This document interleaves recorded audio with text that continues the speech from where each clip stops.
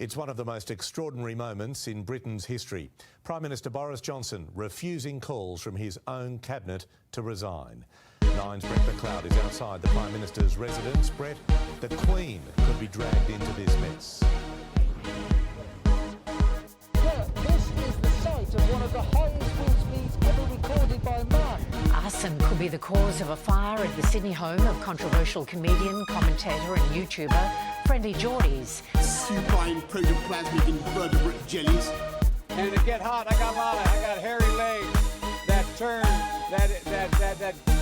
turn blonde in the sun. I will not be lectured about sexism and misogyny by this man. The decision of one man to launch a wholly unjustified and brutal invasion of Ukraine. Up yours, woke moralists. We'll see who cancels who.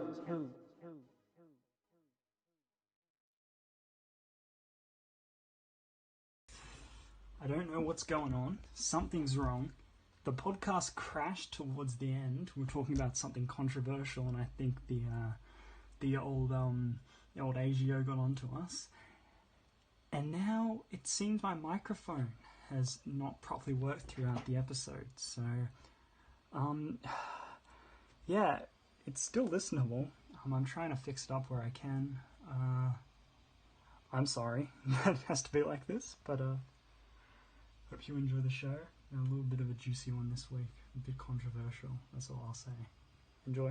Hello and welcome to the 6th episode of the Fence Sitting Podcast with myself, William, and our good friend... Tiago. Welcome to the podcast. Indeed. You know, we've got an interesting one today. A little we bit do. of election madness, as well as AUKUS, our thoughts, Mr. Keating's thoughts, journalism. Yes, good old Paul. All of the above. Journalism. Yeah. And Finland. A bit on Finland, because why the hell not? And we're ignoring Trump, because Paul Keating is far more interesting, and the world doesn't need to know about him. Just as charismatic, just as old, just as cool. Yeah. More cool. far more intellectually superior. Anyway, let's dive right in with our usual morning what we have been reading and watching segment. So, Tiago, do you have anything in that regard? Well, you know, it's been a busy week for me, so I haven't watched anything or read anything, but I have listened to a couple of podcasts. And a podcast that I have taken a break from listening to, but I thought this week, you know what, I'll treat myself to a couple of episodes, and that is the Sex Sells podcast. This is a podcast with a controversial comedian, Neil Kolhatkar, and who I would say, from an immediate look, you would say is a more conservative fellow, and a very, very liberal sexologist called Elijah Wilson. And they talk all things psychology, mental health, sex, relationships, education, all the good stuff. And the last two episodes that I listened to one was on radical honesty in workplace relationships, as in professional relationships. And the other one I listened to was on the subject of heightism, which as a... I wouldn't say I'm a short man, but as a shorter man, certainly shorter than William, was interesting to hear. And the thing that came up that I wanted to ask you about is radical honesty. Do you have any thoughts? I wanted to ask you about that.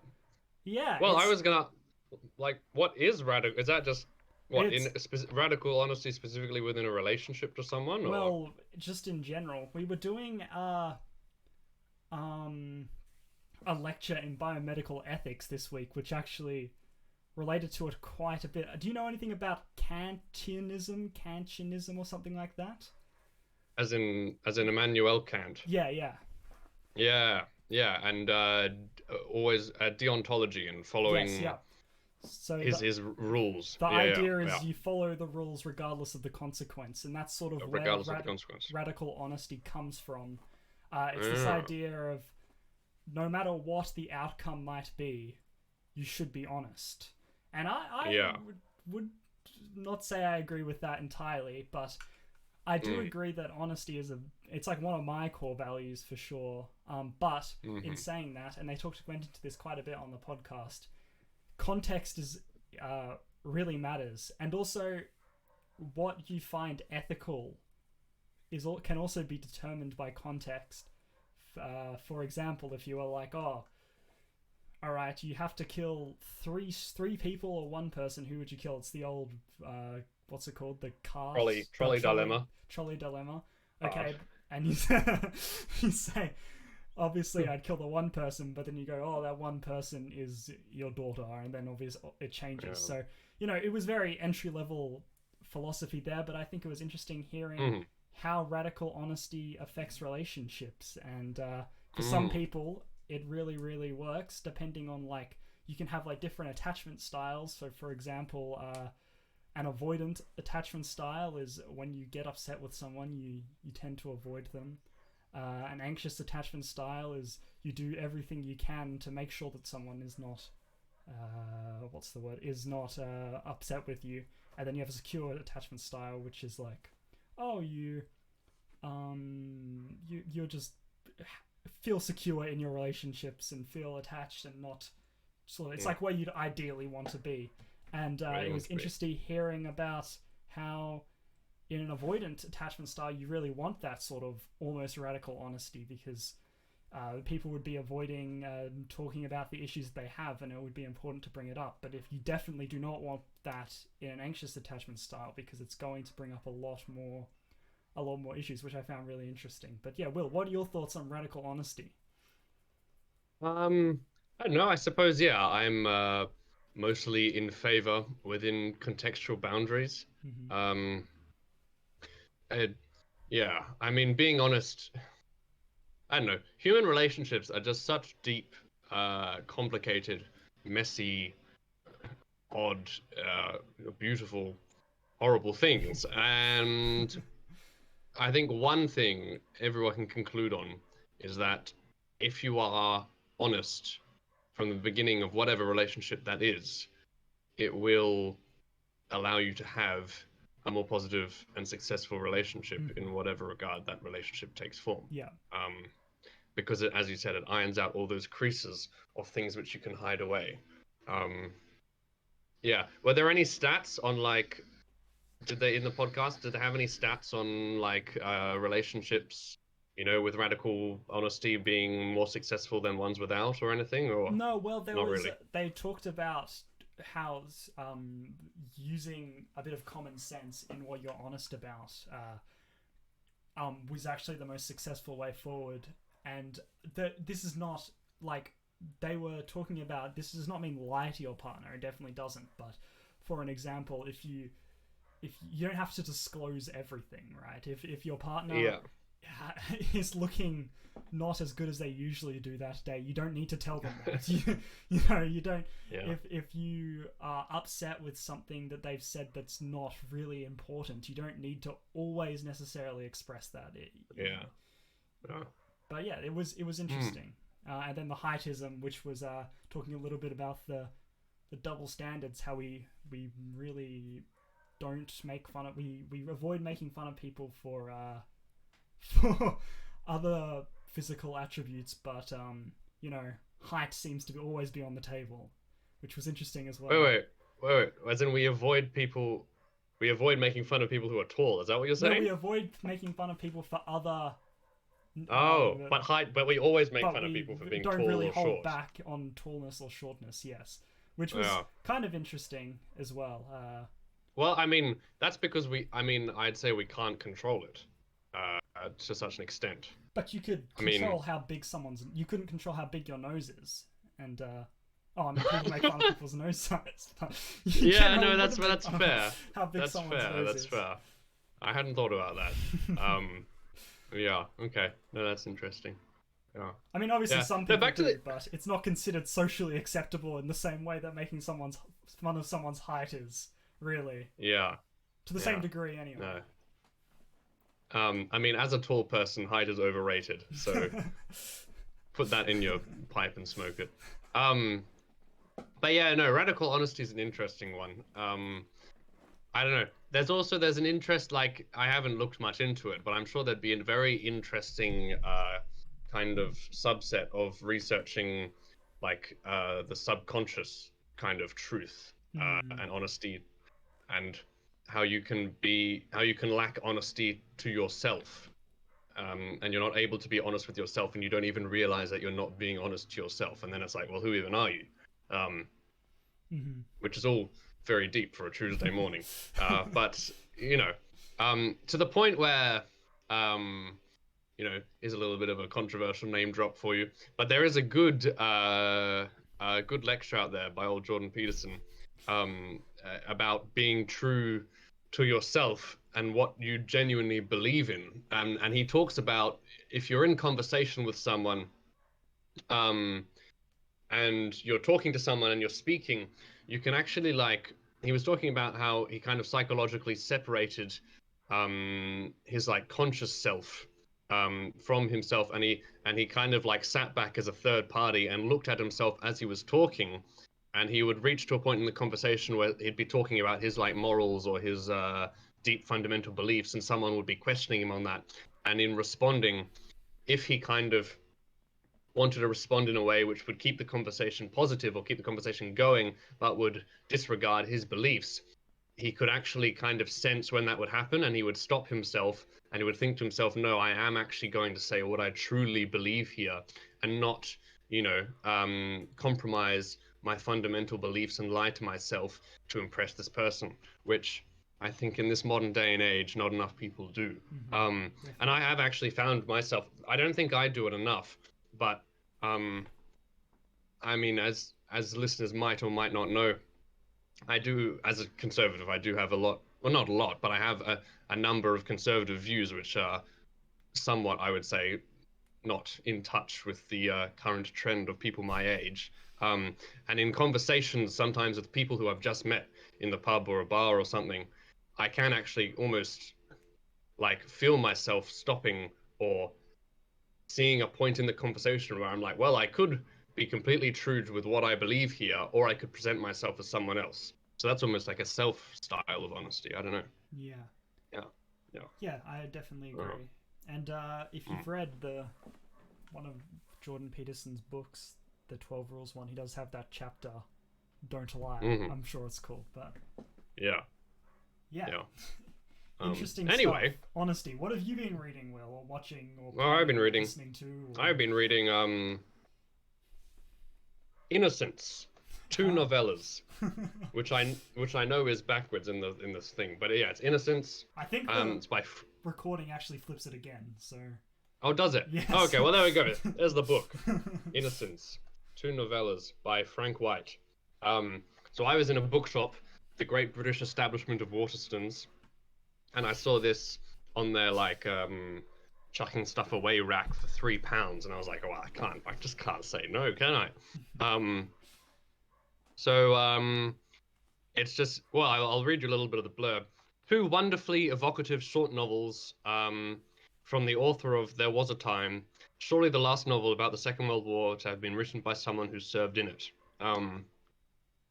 So it's written by this guy who served in the Second World War, and they're 2 little kind of short, novellas. And I'm reading just the first one, called Innocence at the moment.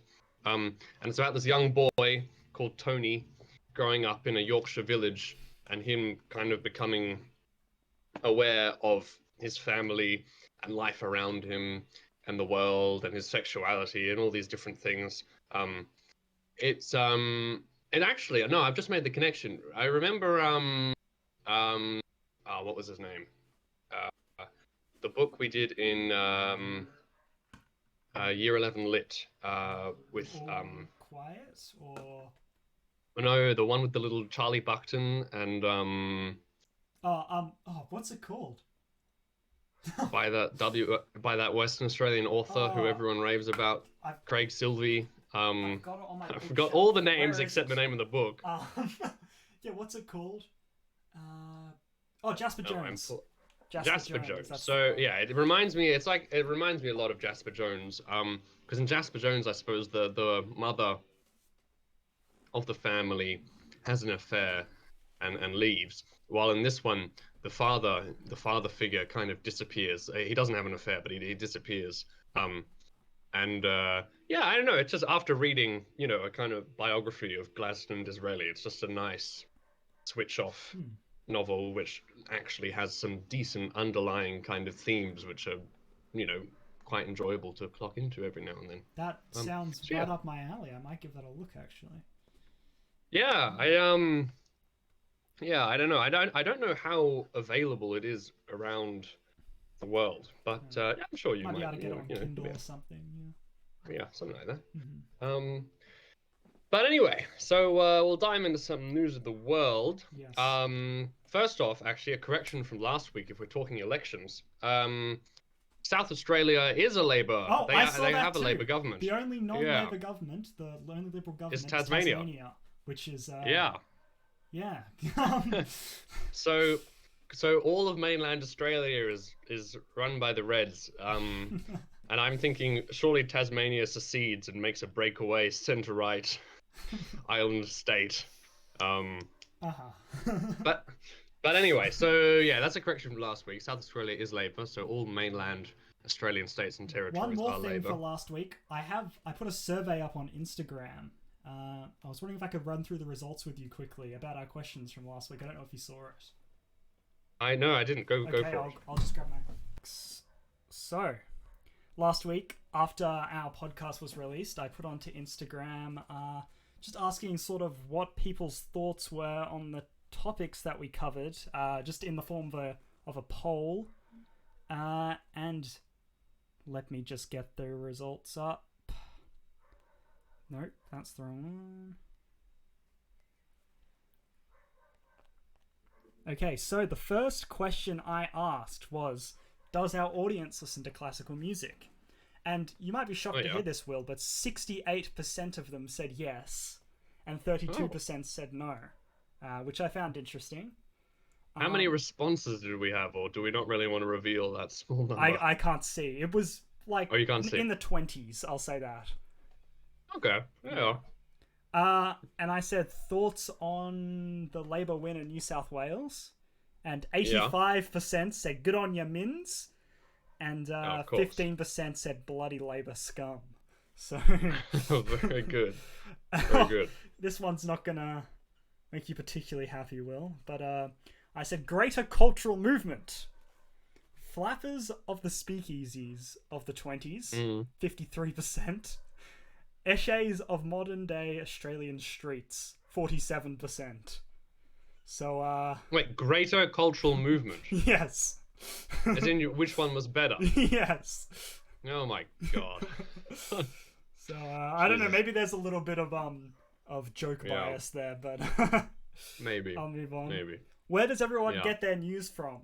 22% said television, 0% said newspaper.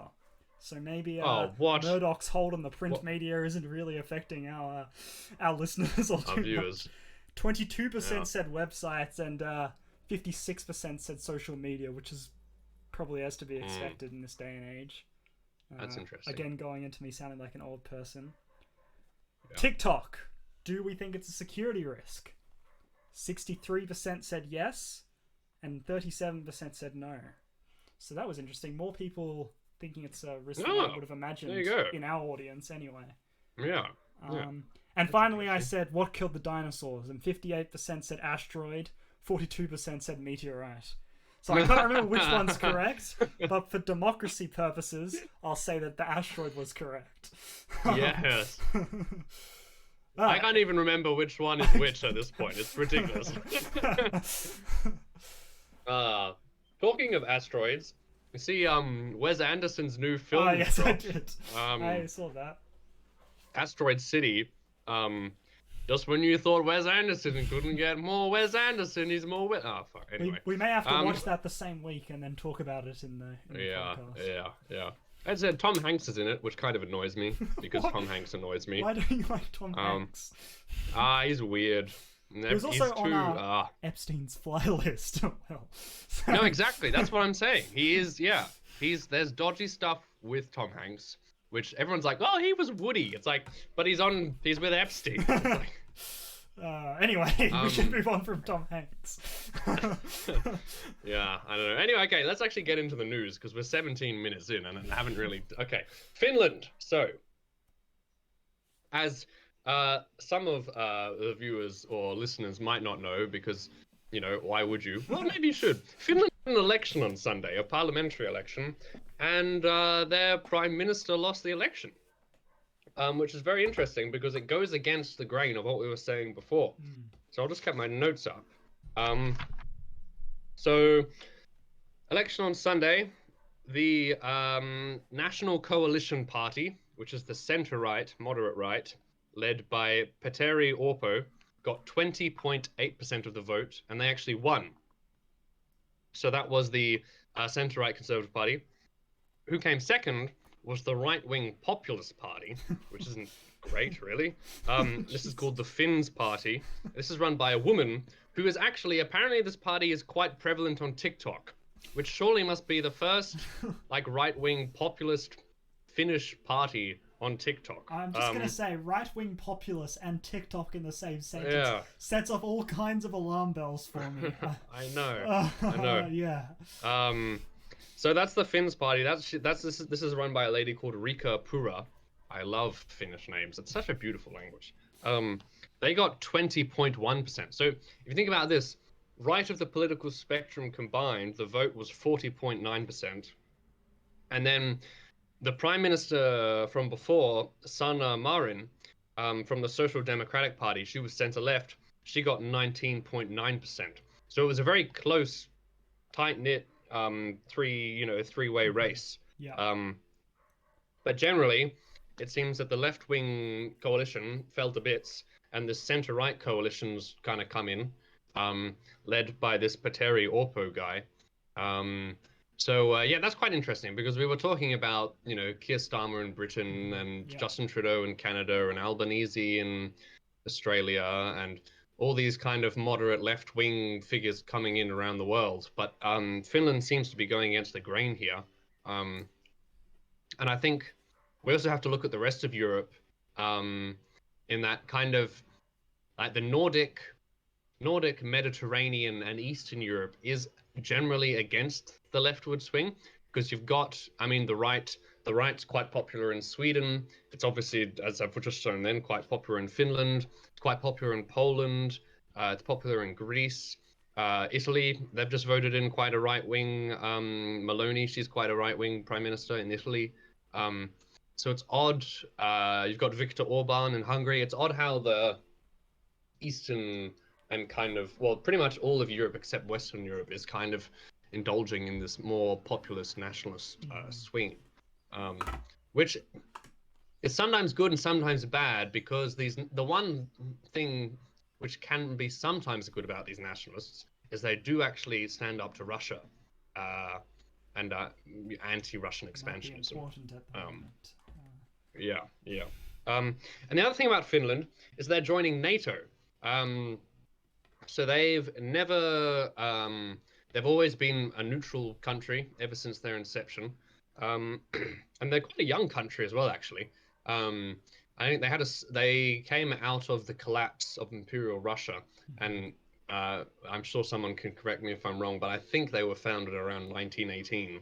And then they were invaded by the Soviet Union and all of that. But anyway, so they're finally joining NATO, which is actually quite important because they have a 1,340 kilometer long border with Russia, which will massively expand the NATO border with Russia, and creates a whole new area and context of of thought if war was to break out between NATO and Russia, which now looks more likely than ever. But I'm not going to call those cards, obviously. But yeah, could this, and as horrible as it's going to sound, almost be, and we'll get into antagonizing nations a bit later, but could Russia pick up on this and not be happy? And not that they particularly, well, I guess that's the thing, they don't really have the resources to do anything outside of the Ukraine at the moment, but could they could they pick up on this, and could it put people in danger who don't necessarily need to be in danger? Well, I don't think so. It is. I mean, it does add to this idea of the West containing Russia, you know, by expanding NATO threateningly towards them. But then the argument against that, well, it's just the West protecting those nations which feel threatened by Russia. I mean, the thing with Finland is they were neutral when Russia invaded Georgia. They were neutral when Russia invaded the Crimea. They never really gave up on their neutrality until finally Ukraine in general was invaded. So yeah, it's an interesting one. And Sweden is trying to join NATO as well for the first time. This is quite odd. This is quite a little odd technicality. It's taken so long for Sweden and Finland to join because they put in their application a year ago when Russia invaded Ukraine, and they've been blocked by Turkey. So every single NATO country has to agree to allow another country to join. And Turkey was blocking Sweden and Finland because more Sweden than Finland, because Sweden has been harboring Kurdish refugees, which the Turkish look on as terrorists. Oh, okay. Yeah. That's interesting. So there's this very odd kind of thing there, and there's been reports of militant Kurdish protesters outside the Turkish embassy or something in Sweden, kind of burning the Quran or something along those lines. So Turkey isn't very happy about that, and I think Finland was like supportive of the refugees, but not to the same extent as Sweden, and because of that, Turkey's kind of agreed and Finland's come in, but Turkey's still holding out against Sweden, which is interesting. So they let Finland in. They're still deciding on Sweden. Almost said Switzerland. That would have been bad. Common mistake. But Sweden's fascinating. They have militarily wise, because they have it's quite small, but it's a very elite and highly technical and very well weaponized defense force, which would be very good if NATO could get their hands on it. They have this jet fighter called the Saab. Well, this is the other thing. I love, the car company Saab. Yes, yeah. They were like the kind of the great Swedish car company. They were actually an aeroplane company, I think even before they were a car company. And now that their car company has gone under because it was bought by the Americans, which was one of the great tragedies of the car industry, they're still making planes, and they make this jet fighter called the Saab Gripen. And it's actually, they're so secretive about it. Like, we know what it looks like, and there's videos of it flying, but we don't really know what armaments are on it. We don't know how fast it can go. We don't know what altitudes it can reach to. We don't know how much fuel it takes. So obviously the Swedish military knows, but the West and especially the East have no idea how this aircraft operates. So it would be brilliant if Sweden joined NATO in that regard of allowing us a few of their jets. Yes. Which anyway, should we move on to old Paul? Yeah, well, let's talk about AUKUS as a whole before we get into it. Yeah. Will, would you like to discuss what AUKUS is and what they're about, or would you like me to go into it? You introduce it, because I've been talking nonsense for a bit. If I miss out something here, please let me know, Will. And I won't go into any super specifics because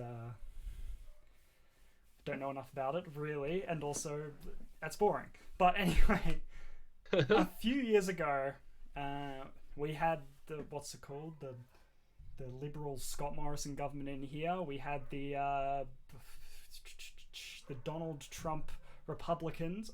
Was it? I can't remember if.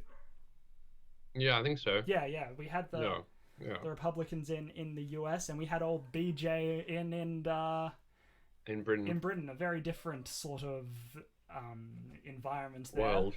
But they came to a strategic plan for protecting themselves from Chinese invasion, essentially. And the idea for this was that they we're going to, well, for the Australian, there's more to it, but part of it in the Australian context is we're offered an amount of these really boss Ferrari level submarines, right? Ferrari level. I won't lie. I was listening to a podcast and they said the submarines that we probably reasonably should get are Toyota Corollas. But these submarines are Ferraris. Well, I mean, to be more specific, can I correct you? It's we have the 4,000-ton Collins class, that's right, conventional submarine, but we're now being offered the 8,000-ton nuclear Virginia class American submarines. So we've signed a deal, an agreement, where we're going to be buying these submarines off the United States. And the argument here is this is a terrible use of taxpayer money, even if you're for protecting yourself against China. People are saying it's not strategically a good idea, and if you're against it, well, why are you buying submarines in the first place? Now, Will, do you wanted to talk a little bit on? I'm not quite sure of the UK's involvement in this deal, because from my understanding, it does seem a lot like the US sort of patching up holes in their strategic defense of the Pacific by selling us these submarines. Yeah. Well, I think Britain's role, because I think they are actually being built by the British. Is that right? So BAE Systems, which is a British kind of weapons manufacturing company. I think they're actually building them, but it's using mostly like the propulsion system and the nuclear system and the weapons system and the communications is all it's all American technology being built by the British and being sold to us. Okay. It's pretty much, I think that's what the role is. In relation to AUKUS, kind of clarifying what that is, with the acronym AUKUS is AU obviously means Australia. Hold on. No, sorry. The A means Australia, the UK means United Kingdom, and then the US means United States. So it's a trilateral kind of military security pact between Britain, America, and Australia in relation to their strategic interests in the Pacific, and is more specifically aimed at containing China. Yeah. Yes. So. Where I got particularly, and I was sort of thinking like, all right, I don't think China is as big of a threat as they're made out to be.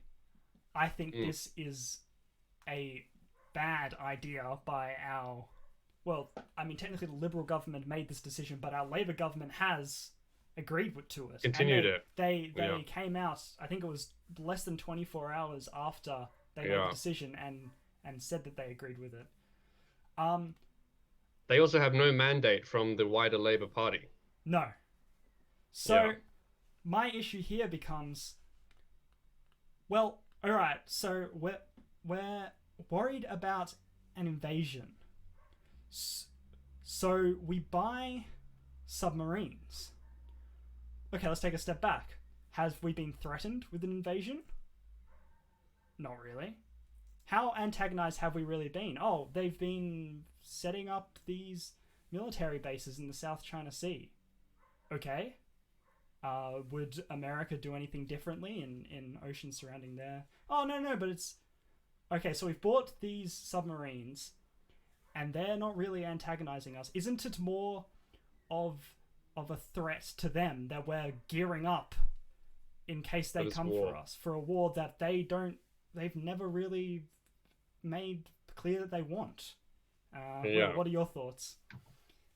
I mean, I have a whole range of thoughts. Look, I mean, should we get into what Paul Keating has said as well? Let's put that. Let's put it out there. Put that context there. Mm-hmm. So, for viewers who don't know, Paul Keating, I think, was the 24th Prime Minister of Australia. He was the Labour Prime Minister from 1991 to 1996. And you'd think him being Labour would be quite supportive of the current Labour government doing this deal in Australia.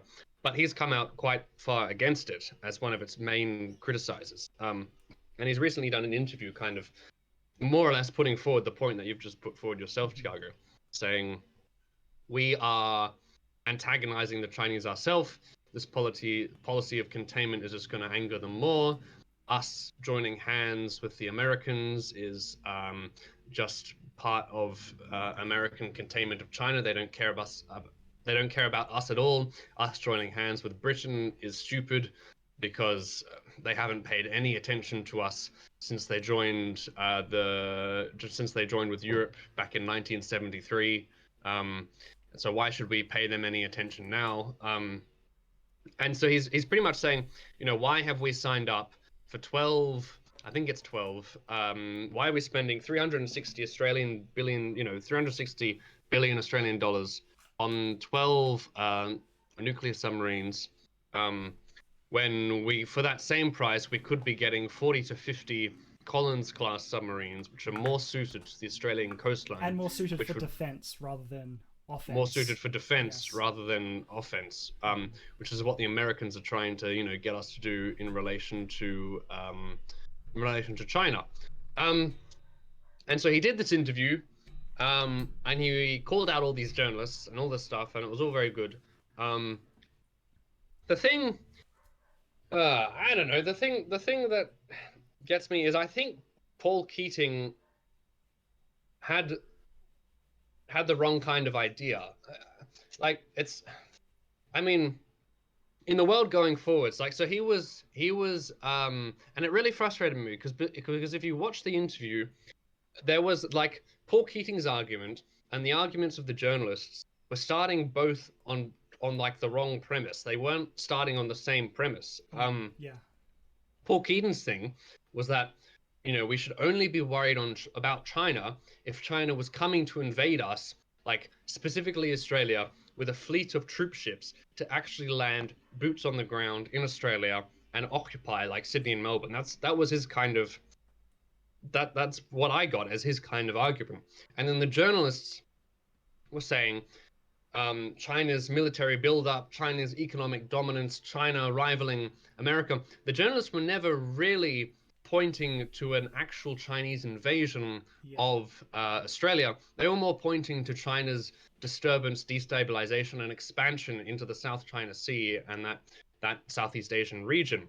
And so I found it incredibly frustrating when any of the journalists would kind of talk about the invasion, and then Paul Keating would just kind of defend himself in regard to China invading Australia, which of course is a completely silly, preposterous idea, which is what Paul Keating kept saying. But I don't think the journalists were actually saying that, and they never really got that. They never really came to that point of joining there. I get what you're saying, Will, but I think it was frustrating for him because what they were trying to make it out to seem was that he was arguing that they should continue to do this expansion when he was going, no, I'm saying that they're not going to invade Australia. And I'm saying that we put these measures in place in case they were to invade Australia. How stupid is that? And I could understand when you're being... And he was, we find it funny, but he was quite rude to a lot of those journalists. He was. But I can understand why, because what he's saying is not cutting through to them. They're asking completely irrelevant questions, in my opinion, to what he was trying to say, to the speech that he gave, the reason that he was on there to be interviewed. And they're trying to get him with gotcha questions, and they're trying to just make him out to seem like he hates Uyghur Muslims and that he's doing all this stuff, when really he's just saying this is a stupid decision by our government. I don't know. And then the next question is, well, because he was putting forward, buy the Collins class submarine. They're 4,000 tons. They're suitable to lying off the Australian continental coast and defending the Australian coastline, and would be able to purchase enough of them to have them on a rotation, which would allow us to protect our own coastline. I mean, he was more or less putting forward a reclusive, defensive, Australia-based policy. Meanwhile, the purchasing of these Virginia-class 8,000-ton nuclear submarines is a more offensive containment of China, like a forward defense policy. And I'm torn because I don't actually know. Like, I mean, we have to think about it, Tiago. Let's say things did get hot in the South China Sea.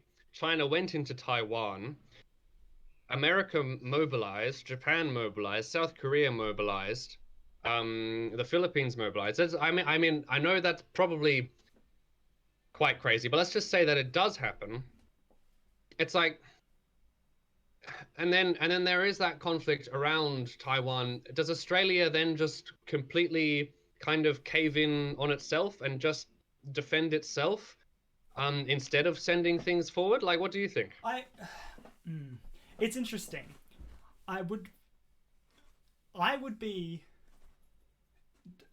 wanting to say yes, let's just protect ourselves, but that's quite a selfish look at things.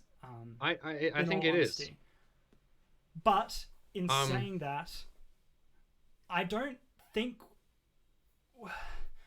we're doing a huge amount of favors for ourselves by antagonizing them further. Do you know what I'm trying to say? I feel like they're going to be more likely to do something that we don't expect, or perhaps that we expect at the moment, if we're ramping up and constantly talking about how worried we are and getting submarines and doing all this stuff. And yeah, I don't know. But yeah, my instinct tells me let's look after ourselves, but my mind tells me that's not particularly the right thing to do. Because you can skeptically look at it as the US patching up their security within the South China Sea and making sure that Australia comes in to support them.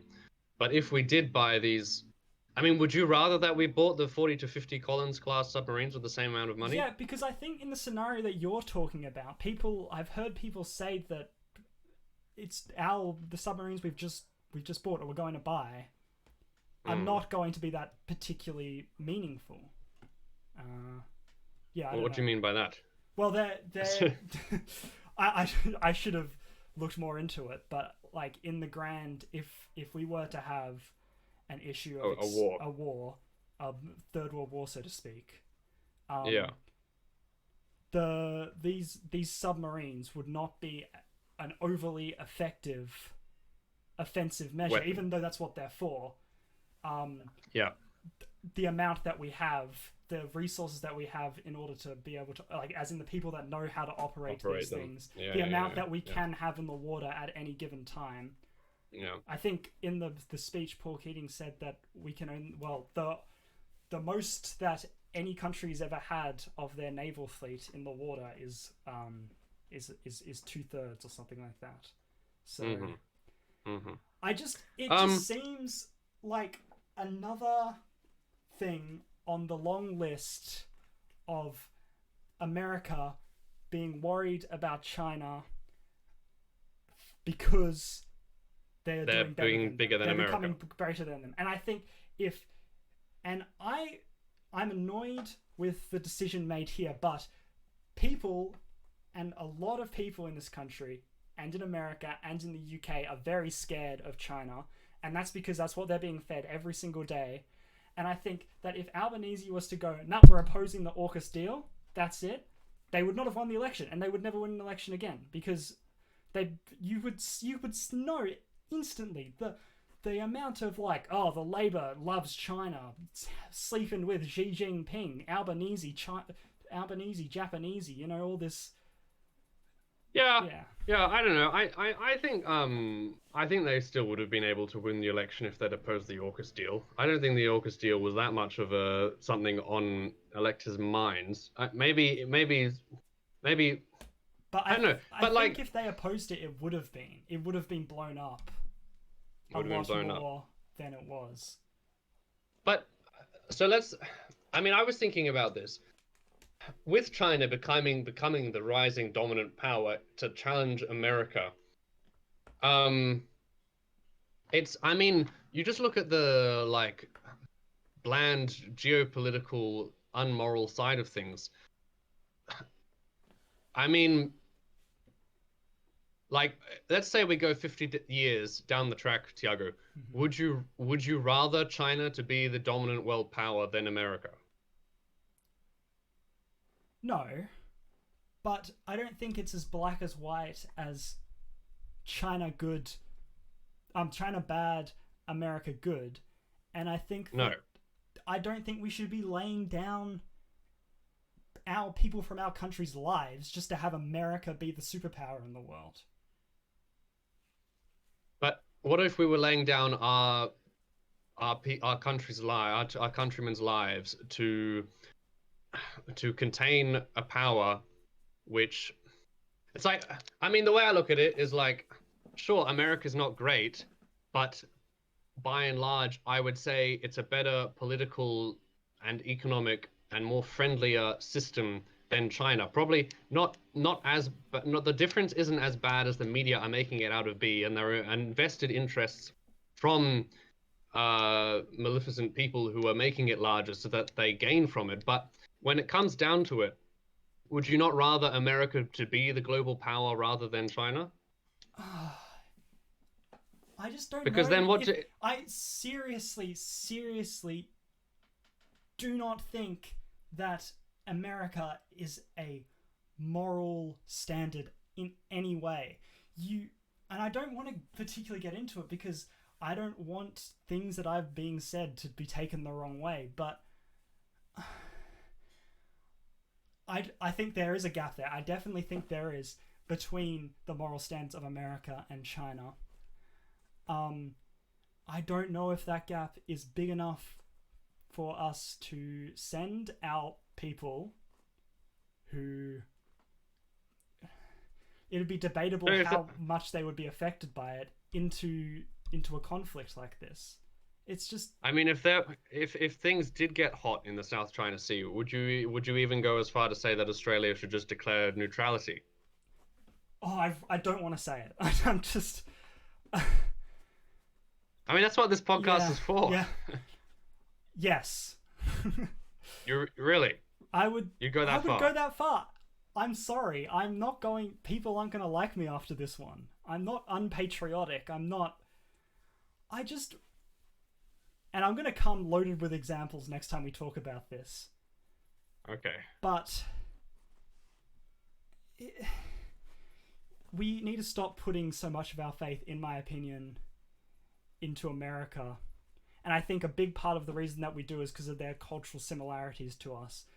But don't be mistaken, that does not mean that they value us at all. So what I mean, what... But, I mean, when you look at it brutally, it's either... In regards to world dominance, it's China and the West, or... I mean, you look how cozy...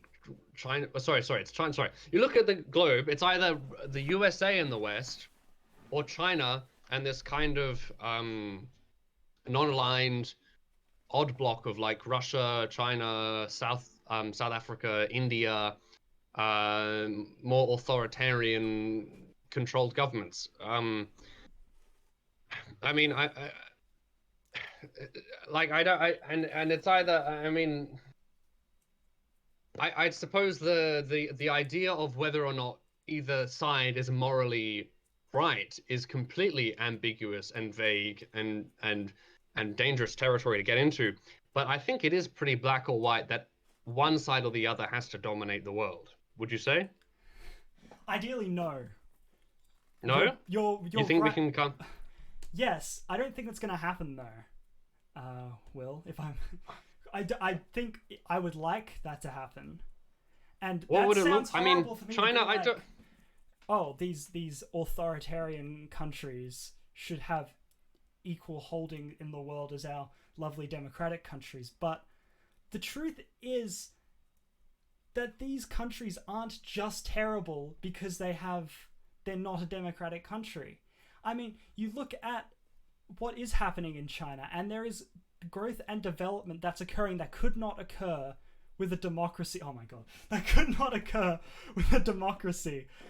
And the general population, with exceptions, obviously some people are treated poorly. I would argue some people are treated really poorly in the West as well. Their living standards are rising. And they're just using a different system of getting there, which we disagree with. But do I think that means that they're wrong? No, I don't. I seriously don't. What about Russia, where living standards are going down? I mean, China's different because China's different because they're going through a boom and living standards are rising, and they've kept the good side of capitalism, but also kept the state-run side. Yeah, but they're still different systems, and I would hope that ideally, right, we're all happy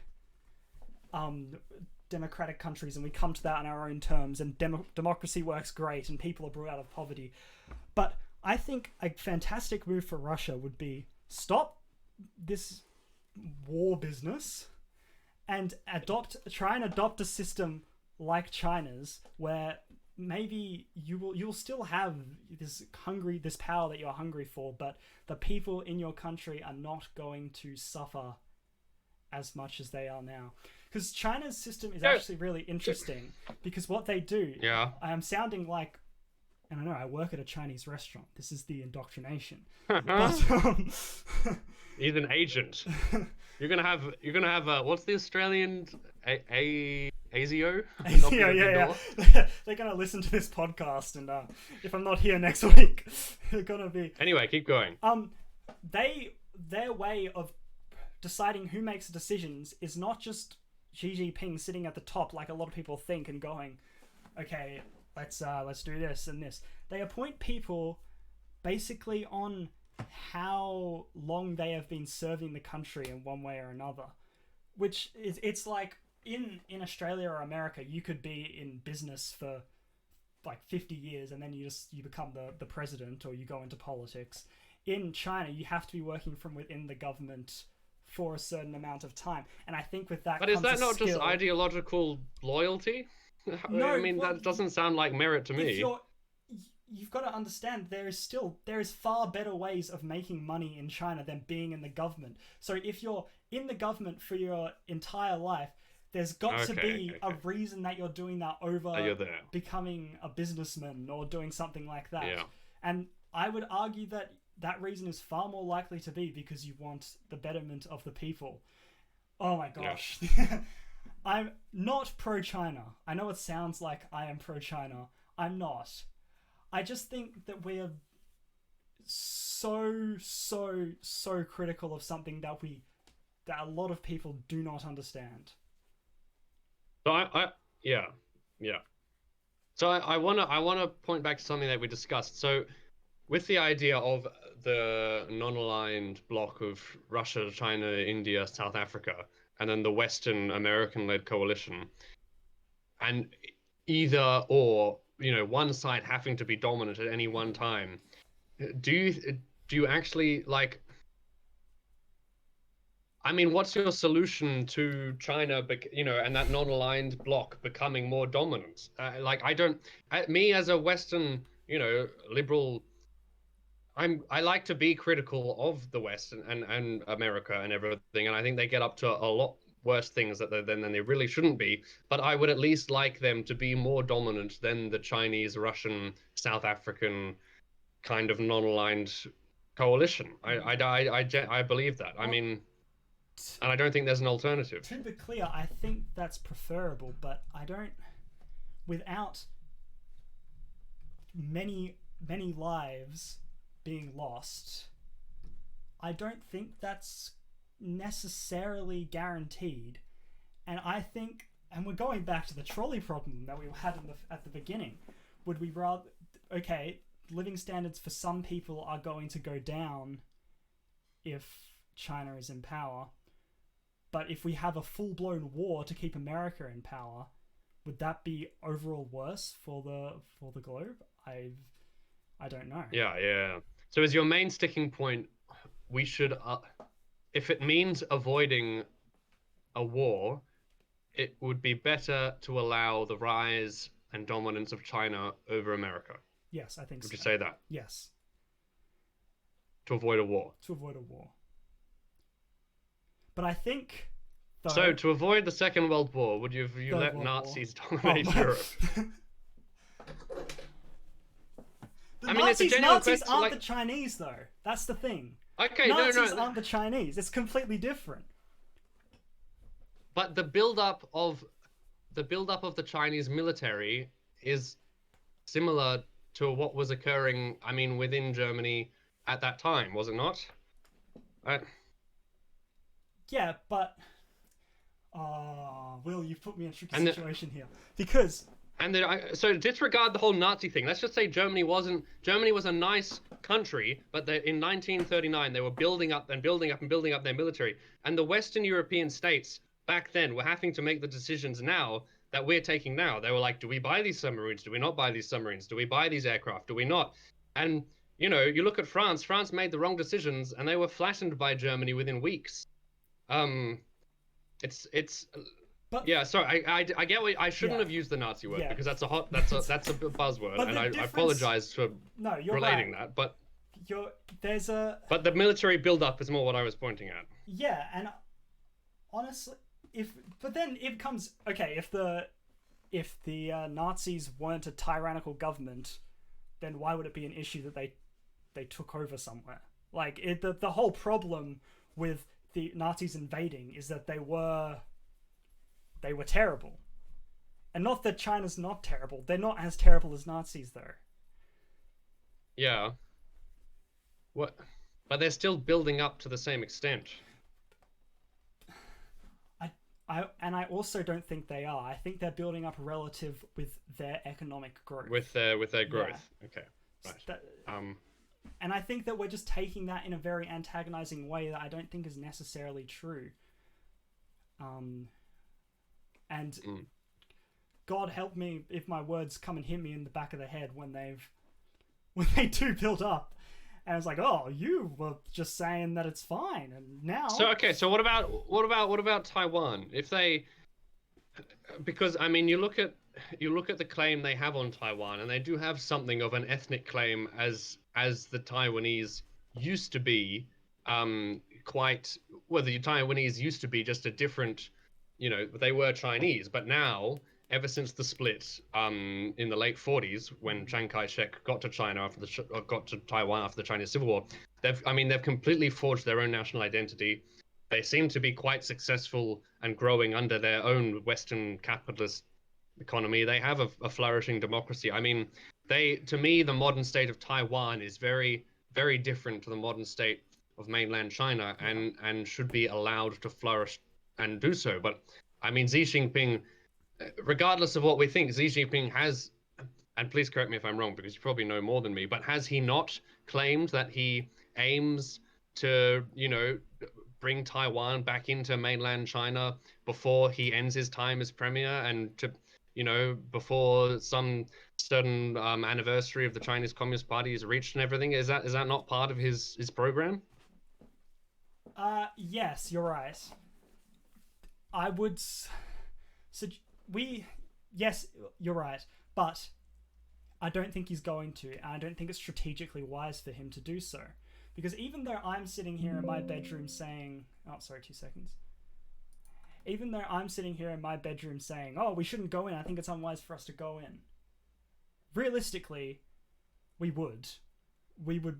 Or at least the United States would retaliate. And I think he knows that. So I think he's not going to launch bring back Taiwan to China. And I think if he did, I don't think it's out. I think the US should definitely step in. Well, I would prefer the US to step in. I don't think Australia has any obligation to do so. To defend Taiwan? Yeah. Why does the US have an obligation then? Surely if we don't have an obligation, the US shouldn't have an obligation. The US has far, far more resources that they could lose than we do. It's as simple as that. So what wouldn't we just be part of the broader But so I mean, what? And then so what? Japan shouldn't, and then South Korea shouldn't, and then the Philippines shouldn't, because I mean, and then it would just be America. I mean, the West does it in ideological alliances. It doesn't make sense for us to hold out, in my view, just because we have less resources than America. Yeah, you're right. You know, you're right.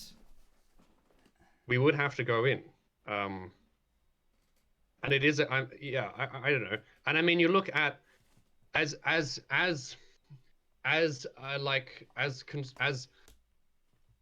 misrepresentative and as misrepresented as Xi Jinping is and the Chinese Communist Party is, and maybe what they're up to and their military buildup, it is a fact that he has, regardless of whether he wants to or not, he has quite inflammatory and expansionist rhetoric when it comes specifically to Taiwan, which in my eyes is a flourishing, westernized, democratic sovereign state which should be protected. That's really what gets me. No, you're right. And if it means that we're wary against China, then I think I'm in favor of that. No, I'm finding it hard to disagree with you here, and I don't want to argue just for the sake of my argument. You're frozen, Will. Hello? Am I? Oh. Oh. I can hear you. Okay, you're back. Okay. Sorry. I don't disagree with you, and I don't want to just argue because of what I've said in the past. Yeah, it's tricky because, you're right. Taiwan really throws a spanner in the works. It is kind of going against this idea of their... I mean, there's like, how many people are in Taiwan? Is it like 20? Population of Taiwan. Yeah, 23 million. 23.5 million people. Yeah. Like, a stone's throw. 23.5 million people in a sovereign Western democracy in which the second largest military in the world across the sea is inflammatingly kind of pouring rhetoric down on them. I mean, that to me is not great. And if the West stands up against that, even if the West is morally bankrupt in their own right, I would support the West. And so would I. And I know that goes against a lot of what I've been saying, but that's the point of this podcast. I don't really know what I'm saying. I'm just trying to hash out ideas with you here, Will. Yeah, that's okay.